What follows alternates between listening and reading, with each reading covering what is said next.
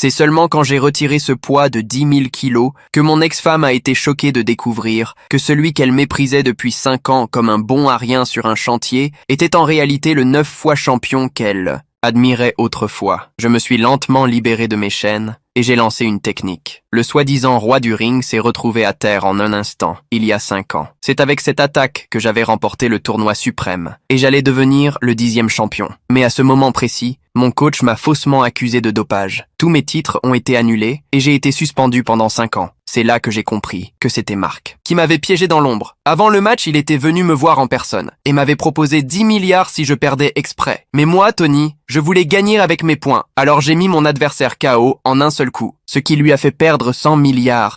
Alors il a acheté mon coach et a détruit mon avenir. J'ai été forcé de quitter le ring, j'ai caché mon identité et j'ai commencé à porter des briques sur les chantiers pour survivre. Pendant ce temps, ma femme s'est lancée sur le chemin de la gloire martiale. Pendant 5 ans, elle m'a regardé de haut, disant que je n'étais qu'un bon à rien, et sous l'influence de son agent, elle est devenue de plus en plus froide avec moi. Jusqu'au jour où elle est montée sur le ring pour affronter le meilleur combattant du tournoi. Au même moment, la fille du président de l'association martiale est apparue dans les gradins parce qu'elle avait vu chez ma femme l'ombre du 9 fois champion d'il y a 5 ans. Elle a alors deviné qu'il devait y avoir un lien entre eux. Le combat a commencé sur le ring et moi j'étais juste en bas. J'ai immédiatement vu une faille. Ma femme n'avait pas encore compris l'essence du combat. Alors je lui ai soufflé quelques mots, elle m'a écouté par réflexe et a gagné le combat d'un seul coup. Elle a décroché le titre. Quand elle est montée sur scène pour faire son discours, je pensais qu'elle parlerait de moi, de celui qui l'avait toujours soutenu en silence. Mais à ma grande surprise, elle a remercié publiquement cet agent sournois.